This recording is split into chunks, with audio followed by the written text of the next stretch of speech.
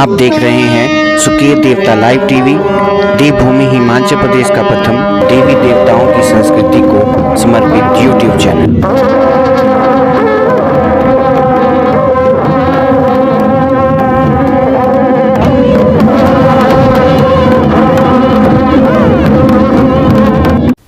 देवभूमि हिमाचल प्रदेश, जहाँ के अलौकिक सुंदर और शांत वातावरण को देखते हुए देवता, ऋषि मुनि, गंधर्व तथा नागों ने इसे अपनी तपोस्थली बनाया है।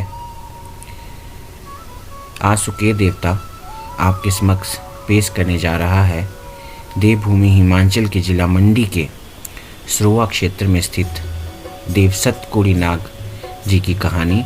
जय हो नागा। मैं डॉक्टर अभिषेक सोनी सुकेत देवता यूट्यूब चैनल में आप सभी का एक बार पुनः स्वागत करता हूं। आज हमारी यात्रा आ पहुंची है देवता श्री सतकोड़ी नाग जी के दर पर। देवता जी सतकोड़ी नाग को छनियाल भी कहा जाता है।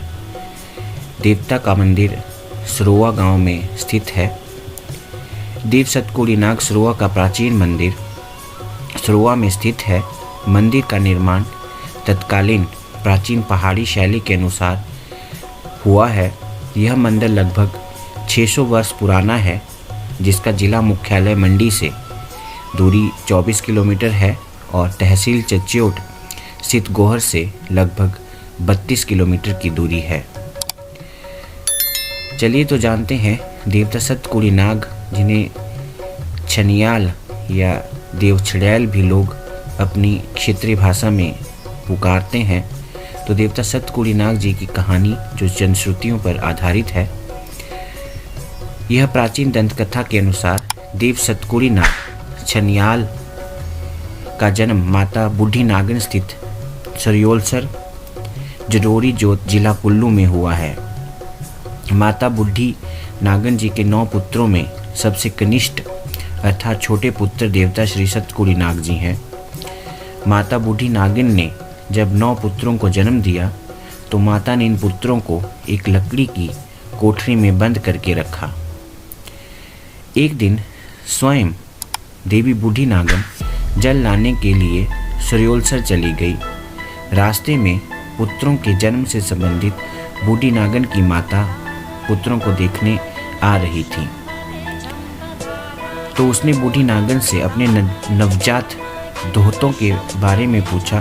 तो बूढ़ी नागन ने बोला कि मैं पानी भरने के लिए तालाब को जा रही हूँ और पुत्रों को कोठरी में बंद करके रखा है।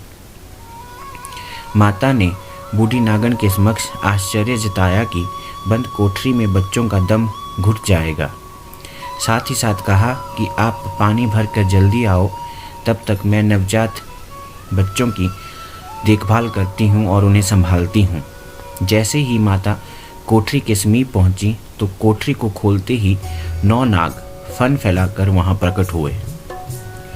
बूढ़ी नागन की माता ने सोचा कि यह मेरे दोहितों को इन नागों ने डस लिया है, तो उसने तुरंत व्यथित होकर गुस्से में आकर गरम गरम राख कोठरी में नागों पर फेंकी।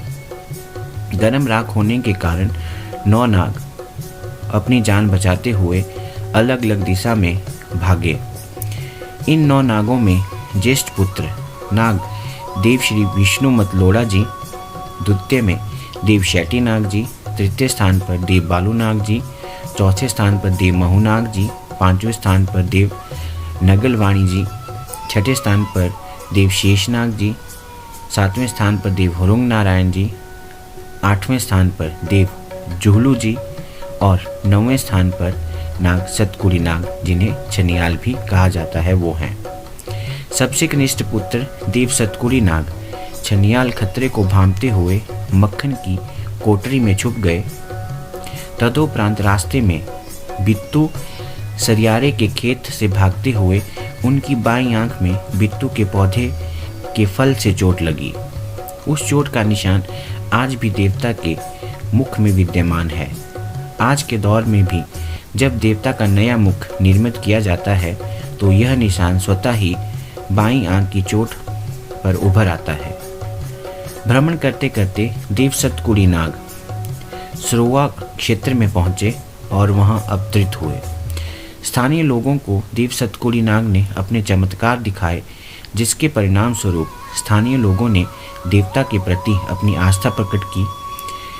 क्षेत्र में फैले कुष्ठ रोग को देव सतकोड़ी नाग ने निवारण किया।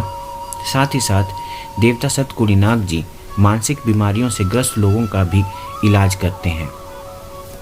देव सतकोड़ी नाग जी आक्रांत और उग्र स्वभाव के देवता हैं।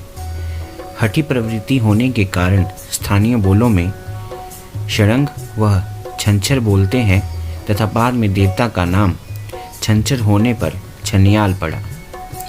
कुछ अरसा बीतने के बाद डायनों से रण करने के लिए 9 नागों का मिलन घोगरधार में हुआ। देवता की अर्धांगिनी के रूप में देवी महाकाली लंबोदरी जी को पूजा जाता है। देवता की अर्धांगिनी के रूप में देवी माँ कैसे आई, इसकी भी एक कथा वर्णित की जाती है, जिसे हम अगले भाग में जानेंगे। अगर आपने अभी तक हमारे YouTube चैनल को सब्सक्राइब नहीं किया है तो जल्दी से हमारे YouTube चैनल को सब्सक्राइब करें और Facebook पेज को भी लाइक करें और फॉलो करें। देवता के पास कुष्ठ रोग का निवारण तथा मानसिक बीमारियों से निजात दिलाने की शक्ति है। क्षेत्र में कुष्ठ रोग फैला हुआ था, जिसे व्याधि भी क्षेत्रीय भाषा में कहा जाता है। देव सतकोड़ी नाग ने अपनी शक्ति को बताते हुए क्षेत्र में फैले कुष्ठ रोग का निवारण किया और लोगों ने खुश होकर देवता के समक्ष मेला लगाने की गुहार लगाई। देवता का मेला एक प्रविष्ट आषाढ़ माह की तिथि को मेला मनाने की स्वीकृति प्रदान की तथा इस दिन देवता का मेला धूमधाम से आयोजित किया जाता है।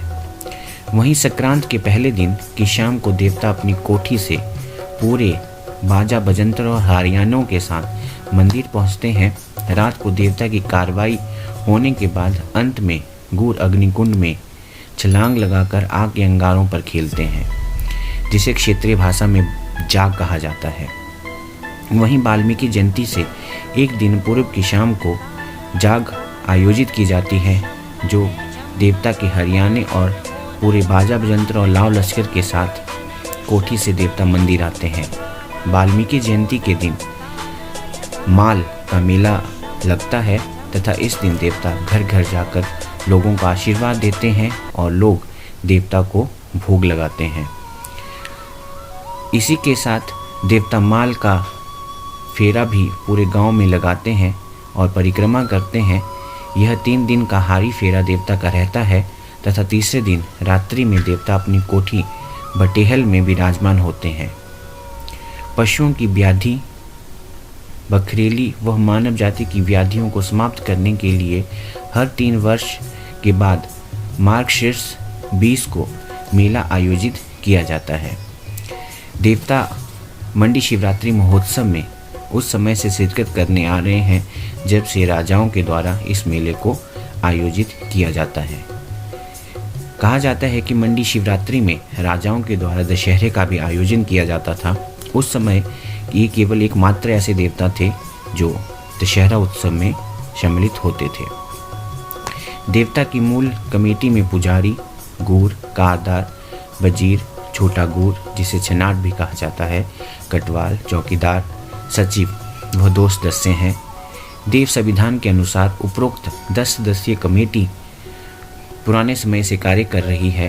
कोठी बटेहल में देव सतकोड़ी नाग जी को किसी आयोजन में शिरकत होने के लिए यह 10 सदस्यीय कमेटी निर्णय लेती है तथा देवता की देखरेख की जिम्मेदारी भी इसी देवता कमेटी की होती है।